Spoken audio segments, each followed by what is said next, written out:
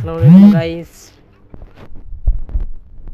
এখন আমি আপনাদেরকে ইমোতে কিভাবে গান সেট করা যায় সেটা একটা টিপস শোনাবো। তার জন্য আপনাদের প্রথমেই আপনাদের ফোনের ইমোতে চলে যাবেন।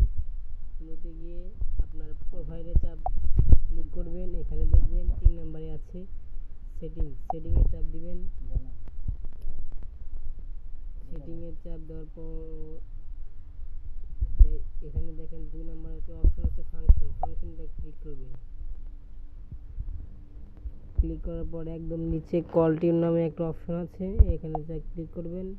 পরের জায়গা পরের জমিন ঘর বানায় আমি রই, আমি তো সেই